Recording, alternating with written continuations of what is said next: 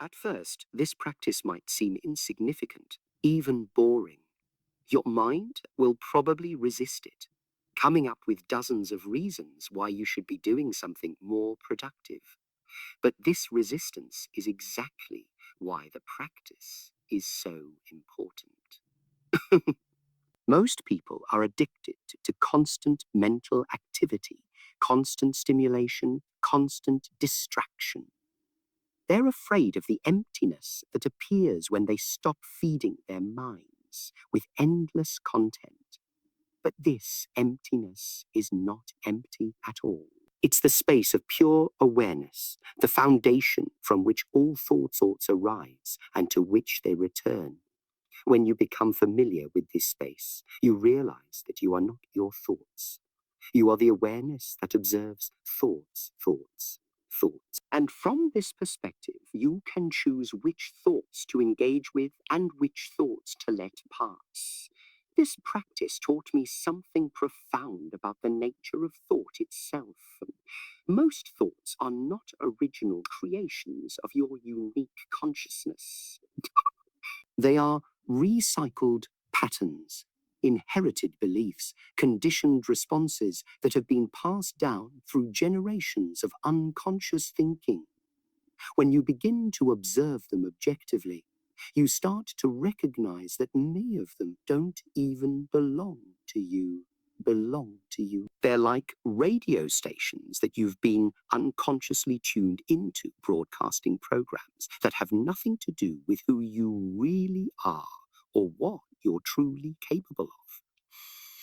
For example, I discovered that many of my thoughts about money came not from my own experience, but from things I had heard my parents say during my childhood in Hong Kong.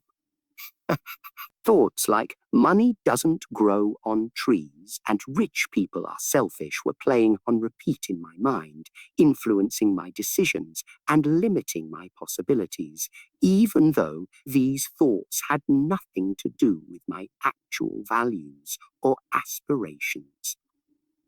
When I recognized these inherited thought patterns, I could finally choose whether to keep them or replace them with thoughts that were more aligned with who I was becoming. I began to think thoughts like abundance is my natural state and success allows me to serve others more effectively. These weren't just positive affirmations, they were deliberate choices about the kind of mental environment I wanted to cultivate. The results were dramatic. As my thoughts about success and abundance shifted, my behavior shifted. I began taking opportunities I had previously been afraid to pursue. I started valuing my work more highly and charging accordingly. I became more generous with others because I was no longer operating from a mindset of scarcity. And all of these behavioral changes led to external changes that perfectly reflected my new internal reality. This brings me to another crucial point about how thoughts become reality. The process is not instantaneous and it's not magical. It's gradual and completely natural. Every thought you think influences the next thought you think. Every choice you make based on your thoughts influences the next choice you make. Every action you take based on your thoughts influences the next action you take. Over time, these subtle influences accumulate into major changes in your life circumstances. Think of it like the way a river carves a canyon. No single drop of water creates the canyon, but billions of drops, flowing consistently in the same direction over time, create even the most magnificent natural formations. Your thoughts are like those drops of water, and your life circumstances are like the canyon. Individual thoughts might seem insignificant, but the cumulative effect of your thinking patterns shapes the landscape of your entire existence. This is why patience and consistency are so important when you're working with the power of thought.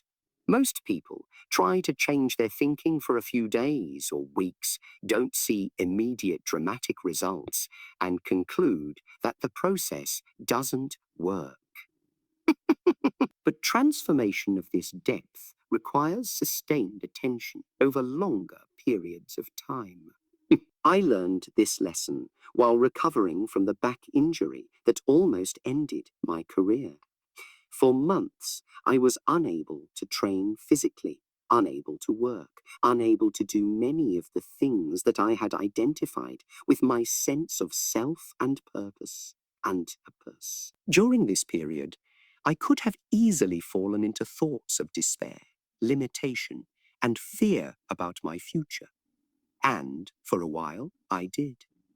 But eventually, I realized that this forced period of physical stillness was actually an opportunity to develop my mental training more deeply than ever before. Since I couldn't train my body, I decided to train my mind with the same discipline and intensity that I had always brought to physical training.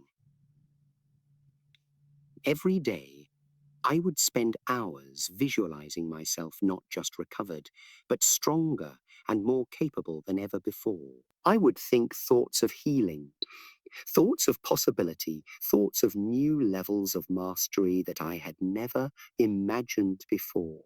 I would feel the emotions of gratitude for this opportunity to grow in new ways, excitement about the innovations that might emerge from this period of reflection, and confidence that this challenge was actually preparation for something greater.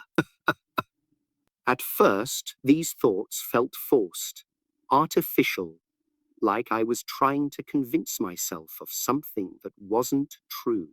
But I persisted, not because I believed the thoughts would magically heal my back, but because I realized that the quality of my thinking during this recovery period would determine what kind of person I became through the experience. I could become bitter, limited, and afraid, or I could become wiser, stronger, and more compassionate. The choice was in my thoughts. Gradually, something remarkable began to happen. The thoughts that had initially felt forced began to feel natural. The visualizations that had seemed like fantasies began to feel like memories of a future that was inevitable.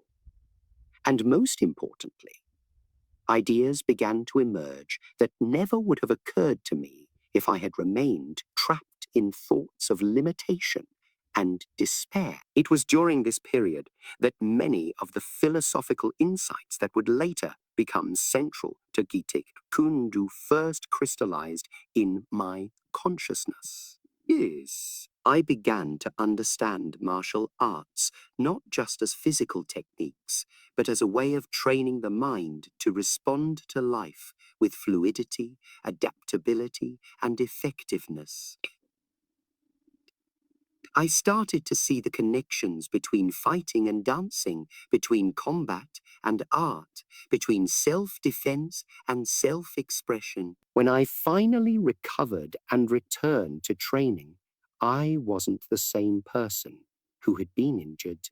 I was someone who had been transformed by the experience, someone who had discovered new dimensions of possibility within challenge, someone who had learned to use the power of thought, not just to cope with difficulty, but to actually transform difficulty into opportunity. This experience taught me that thoughts become reality not just during the good times, when thinking positively is easy, but especially during the challenging times, when your thinking patterns are tested and refined under pressure. The thoughts you choose when things are difficult reveal and create your true character. But let me be very clear about something important. This is not about denying reality or pretending that challenges don't exist. When my back was injured, it was actually injured. The pain was real. The limitations were real. The uncertainty about my future was real. Powerful thinking doesn't mean ignoring facts or avoiding difficult emotions. It means choosing how to relate to facts and emotions in ways that serve your growth rather than your limitation. There's a difference between thinking, my back isn't really injured, which is denial, and thinking, this injury is an opportunity for me to grow in ways I never imagined, which is refrain. There's a difference between thinking, I shouldn't feel afraid, which is resistance, and thinking, I can feel afraid and still move forward courageously, which is acceptance and transcendence. The most powerful thoughts are not the ones that deny what is, but the ones that find possibility within what is. They don't try to escape reality, they transform reality by transforming your relationship to reality. I want to share with you a specific technique that I developed for working with difficult thoughts and challenging circumstances. I call it the warrior's response, and it has served me through every major challenge I've faced in my life. When a difficult thought arises, instead of automatically believing it or trying to push it away, I ask myself three questions. First, is this thought serving my growth or my limitation? This question helps me distinguish between thoughts that are genuinely helpful and thoughts that are just habits of fear or worry. Second, what would the highest version of myself think about this situation? This question connects me to my potential rather than my condition. And third, how can I use this challenge to become stronger, wiser, or more compassionate? This question transforms every difficulty into an opportunity for development. These questions don't eliminate difficult thoughts or emotions, but they change your relationship to them. Instead of being overwhelmed by challenges, you begin to see them as training opportunities. Instead of being victimized by circumstances, you begin to use circumstances as raw material for creating the person you want to become. This shift in perspective is not just mentally helpful, it literally changes your brain. Modern neuroscience has confirmed what martial artists and meditators have known for centuries. The thoughts you think repeatedly create neural pathways that make those thoughts easier to think in the future. When you practice thinking thoughts of possibility and growth, you're literally rewiring your brain to default to possibility and growth rather than to limitation and fear. But here's the most important part, and this is what most people miss. Him. The goal is not to control your thoughts or to think only positive thoughts. The goal is to become so aware of your thinking that you can choose your responses consciously rather than automatically. The goal is to become the master of your own mind, not through force or suppression, but through understanding and skill. This mastery is developed the same way any martial arts skill is developed through practice, patience, and persistence. You don't become a skilled fighter by learning one technique and practicing it once. You become skilled by practicing fundamental principles consistently over time until they become natural expressions of who you are. The same is true with mental mastery. You don't transform your thinking by reading about it or understanding it intellectually. You transform your thinking by practicing new ways of thinking consistently until they become your new normal. I want to give you a specific practice that you can begin immediately. For the next 7 days, set aside 10 minutes each morning to consciously choose the thoughts you want to think about your day. Don't try to predict what will happen or control what others will do. Instead, choose how you want to show up, what qualities you want to express, what kind of energy you want to bring to your interactions. For example, you might think, today I will meet each person with genuine curiosity about their experience. Or, today I will approach every challenge as an opportunity to demonstrate my growing capabilities. Or, today I will appreciate 3 things I normally take for granted. These aren't affirmations or wishful thinking. They're intentions that program your mind to notice and create experiences that align with these thoughts.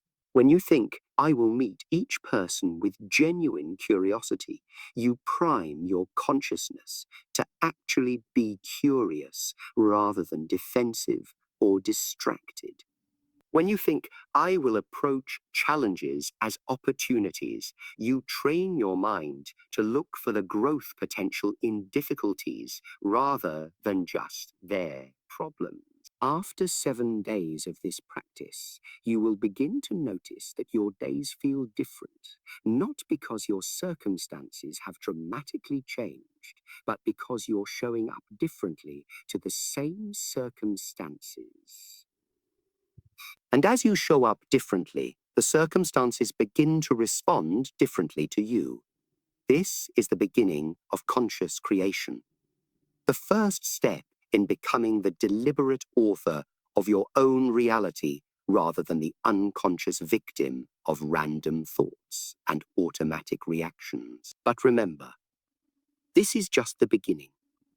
The full power of thought to create reality unfolds over months and years of consistent practice. As you gradually become someone who thinks thoughts of wisdom rather than worry, possibility rather than limitation, love rather than fear. As you develop this skill, you will begin to notice something profound. The boundary between your inner world and your outer world begins to dissolve. The thoughts you think and the reality you experience become so aligned that it becomes impossible to tell where consciousness ends and creation begins. This is not mysticism or metaphysics. This is the practical result of understanding and applying the fundamental principle that consciousness and reality are not separate phenomena, but different aspects of the same unified process. Your thoughts don't create reality from a distance, like remote control devices. Your thoughts are reality, expressing itself through the unique perspective of your individual awareness. When you truly understand this, when you feel it in your bones and see it in your daily experience, you realize that you have never been separate from the creative power of the universe. You have always been that power, expressing itself through the thoughts you think, the choices you make, and the actions you take. This realization brings both tremendous freedom and tremendous responsibility. Freedom because you recognize that you are not limited by your past, your circumstances, or other people's opinions about what's possible for you. Responsibility because you understand that every moment of your life is an opportunity to consciously participate in the creation of reality. Most people sleepwalk through this opportunity, unconsciously recycling the same thoughts, the same emotional patterns, the same behavioral habits, and then wondering why their lives don't change. But you now have the understanding and the tools to wake up from this unconscious creation and step into conscious creation. The question is not whether your thoughts become your reality. They already do, whether you're aware of it or not. The question is whether you will take conscious responsibility for the thoughts you think, and therefore the reality you create. This moment, right now, as you finish reading these words, is your opportunity to begin. Not tomorrow, not when circumstances are different, not when you feel more ready. Now, the thought you think next will influence the thought you think after that, which will influence the choice you make next, which will influence the action you take next, which will influence the reality you experience next. Choose wisely, my friend. Your life, your relationships, your career, your contribution to the world, all of it flows from the thoughts you think in this moment and every moment that follows. Be like water in your thinking, fluid, adaptable, powerful. Be like water in your responses, flowing around obstacles rather than fighting them unnecessarily. Be like water in your presence, clear, reflective, essential for life itself. Your thoughts become your reality, not because of some magical law of attraction, but because you become the thoughts you think consistently, and the person you become determines everything you experience. Think thoughts worthy of the magnificent being you are. Think thoughts that honor your potential. Think thoughts that serve not just your own growth, but the growth of everyone whose life you touch. This is your power. This is your responsibility. This is your opportunity. The mirror of reality is always reflecting the contents of your consciousness. What do you want it to show you? They're like drivers who have fallen asleep at the wheel, completely unaware that their unconscious mental habits are steering them toward limitation, fear, and mediocrity. The moment you begin to observe your thoughts, you step out of unconscious creation and into conscious creation. You stop being the victim of random mental patterns and become the director of your own mental movie. But this requires something most people are unwilling to do. It requires you to take complete responsibility for your inner world. I remember the exact moment when this truth became undeniable for me. It was during the filming of Enter the Dragon, and I was facing one of the most challenging periods of my career. The studio executives were constantly questioning my ideas, trying to change my vision for the film, suggesting that audiences wouldn't accept an Asian leading man. Every day, I was bombarded with thoughts of rejection, failure, and limitation. These thoughts felt completely justified, completely realistic, because they were based on external circumstances that seemed beyond my control. But one evening, after a particularly difficult day of filming, I sat alone. I sat alone in my trailer and asked myself a question that changed everything. Instead of asking, why are these thoughts happening to me? I asked, what if I'm choosing these thoughts? At first, the idea seemed ridiculous. Why would I choose thoughts that made me feel bad? Why would I deliberately think thoughts that decreased my confidence and diminished my power? As I sat with this question, I began to notice something profound. Every thought that entered my mind, I had a choice about what to do with it. I could feed it with my attention, replay it over and over, build stories around it, and let it multiply into dozens of similar thoughts. Or I could acknowledge it and let it pass like a leaf floating down a river. I wasn't choosing the initial thought, but I was absolutely choosing what happened to it after it arose. This realization was like discovering fire. I began to experiment with this new awareness. not just during meditation or quiet moments, but throughout my daily life. When thoughts of doubt would arise during filming, instead of automatically believing them and letting them spiral into elaborate scenarios of failure, I would simply notice them and return my attention to the present moment, to the character I was portraying, Feng's, to the energy I wanted to bring to the scene. The results were immediate and dramatic. Not only did my performance improve, but the entire atmosphere on set began to shift. When your inner world changes, your outer world reflects that change. The same executives who had been questioning my vision began to trust my instincts. The same circumstances that had seemed like obstacles began to reveal themselves as opportunities. But here's the crucial point that most people miss. This isn't about positive thinking or mental manipulation. This is about understanding the fundamental mechanics of how consciousness creates reality. Your thoughts are not separate from your experience. They are the very substance from which your experience is made. Think of it this way. Think of it this way. Right now, as you're reading these words, you're not just processing information. You're actively creating your reality through the thoughts you're thinking about this information.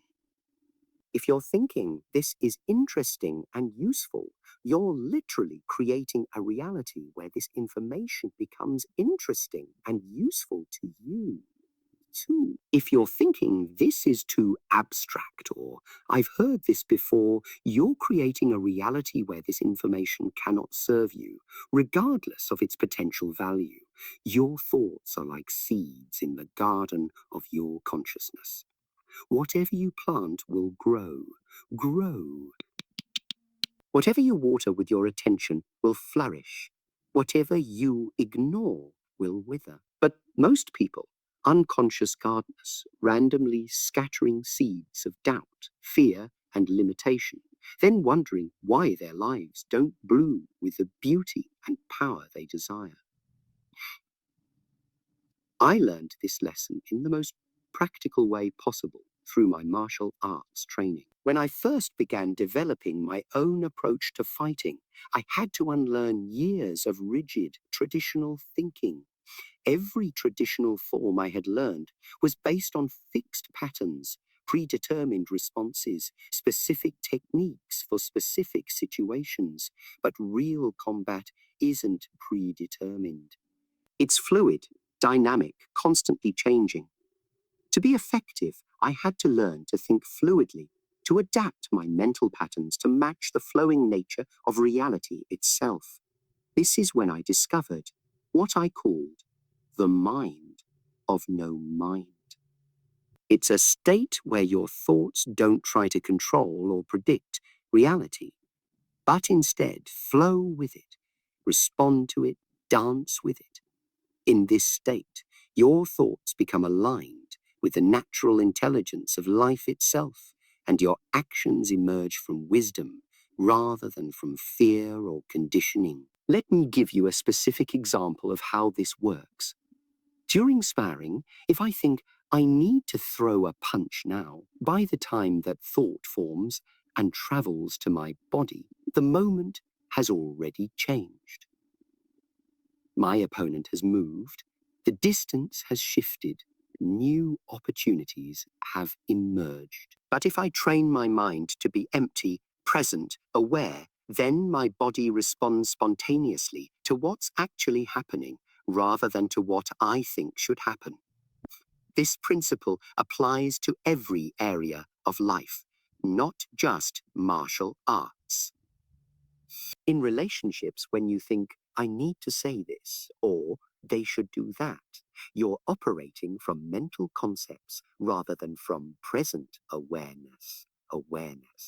But when your mind is clear and present, you respond to what's actually needed in the moment, and your responses are naturally more intelligent, more compassionate, more effective. In business, when you think this is how things should work or this is what success looks like, you limit yourself to your current understanding. But when your mind is open and flexible, you can perceive opportunities that your predetermined thinking would never notice. This brings me to one of the most important discoveries I made about the relationship between thoughts and reality. Most people think they think about reality as if reality exists independently and their thoughts are just commentary on it. But I discovered that thoughts and reality are intimately connected, constantly influencing each other in ways that are far more direct and immediate than anyone realizes. When I was developing the concept for Gate Kune I spent months thinking about what true martial arts mastery would look like. I would visualize fights, imagine techniques, explore possibilities in my mind for hours each day. At first, I thought this was just mental preparation, a way of rehearsing for real training. But I began to notice something remarkable. The more clearly I could visualize a technique in my mind, the more easily my body could execute it when I tried it physically. The more vividly I could imagine the feeling of perfect timing, the more often I experienced perfect timing in actual sparring. It was as if my thoughts were actually practicing, actually training, actually developing real skill, not just imaginary skill. The boundary between mental practice and physical practice began to dissolve. I realized that every thought I thought about my abilities was literally creating those abilities. Every visualization of success was actually building the neural pathways that would make success possible. Every mental rehearsal of perfect technique was actually installing that technique in my body. This led me to a practice that became central to my training and my life.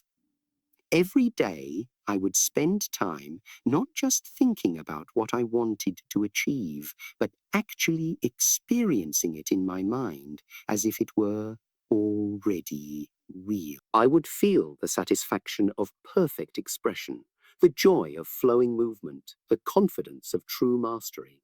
But this wasn't fantasy or wishful thinking. This was practical training, as real and as important as any physical exercise. The results were undeniable. Techniques that I had practiced mentally became easier to learn physically. Goals that I had experienced mentally began to manifest in my external circumstances. Qualities that I had embodied mentally, like confidence and clarity, began to naturally express themselves in my daily interactions. But here's the crucial insight that transforms this from a mere technique into a way of life. This works not because thoughts have magical power over external circumstances, but because thoughts shape the person you become. And the person you become determines what you're capable of creating, attracting, and experiencing. When you consistently think thoughts of limitation, you become a limited person. When you consistently think thoughts of possibility, you become a person capable of recognizing and creating possibilities. When you consistently think thoughts of fear, you become a fearful person who sees danger everywhere and misses opportunities for growth and connection. When you consistently think thoughts of love and appreciation, you become a loving person who naturally attracts and creates loving relationships. Your thoughts don't change reality through some mysterious metaphysical process. They change reality by changing you. And when you change, everything in your world changes because you interact with everything differently. I discovered this principle most powerfully through my relationship with Lynn and When we first met, I was carrying thoughts and beliefs about relationships that I had inherited from my culture, my family, and my own limited experience. I thought about women in certain ways, about love in certain ways, about what was possible between two people in certain ways. And these thoughts created a certain version of me, a version that was capable of only limited intimacy, limited trust, limited love. But as I began to question these thoughts, to observe them without automatically believing them, something beautiful began to happen. I started thinking new thoughts about love, about partnership, about what was possible between two people who were committed to growth and truth. And as these new thoughts took root in my consciousness, I became a different kind of partner, capable of deeper connection, greater vulnerability, more authentic expression. Linda didn't change her behavior toward me because I asked her to or because I manipulated the external circumstances. She responded differently to me because I had become a different person, and this different person naturally evoked a different response. This is how thoughts become reality, not through force or manipulation, but through transformation. The same principle applied to my career in Hollywood. They think it's about getting what you want through mental effort, but it's actually about becoming who you need to be to naturally attract and create what you desire. The thoughts you think are constantly sculpting your character, your presence, your energy, your capabilities. And your character, presence, energy, and capabilities determine everything you experience. But I must warn you about something important. This power is completely neutral. Thoughts of limitation create limitation, just as reliably as thoughts of possibility create possibility. Thoughts of fear create fearful experiences just as consistently as thoughts of love create loving experiences. Most people are unconsciously using this power against themselves, thinking limiting thoughts and then wondering why their lives feel limited. I see this everywhere in my students and in people I meet. They carry thoughts like, I'm not talented enough, I don't deserve success, love never works out for me. I always miss things up. And they think these are just observations about reality, just accurate descriptions of their circumstances. But these thoughts are actually creating those circumstances, moment by moment, choice by choice, action by action by action. When you think, I'm not talented enough, you don't practice as much, you don't take risks, you don't push yourself to grow. When you think, I don't deserve success, you sabotage your efforts. You don't pursue opportunities. You settle for less than what's possible. When you think, love never works out for me, you protect yourself in ways that prevent real intimacy. You choose partners who confirm your beliefs. You act in ways that create the very outcomes you fear. This is why becoming aware of your thoughts is not just helpful. It's essential. Helpful. It's essential. You cannot change what you're not aware of. You cannot take responsibility for patterns you don't recognize. You cannot choose different thoughts if you don't realize you're thinking the ones that are limiting you. I developed a practice that transformed my relationship with my own mind, and I want to share it with you because it has the power to change everything. Every morning, before I do anything else, I sit quietly and simply observe my thoughts for 10 minutes. I don't try to control them, change them, or judge them. I simply watch them arise and pass away like clouds moving across an empty sky.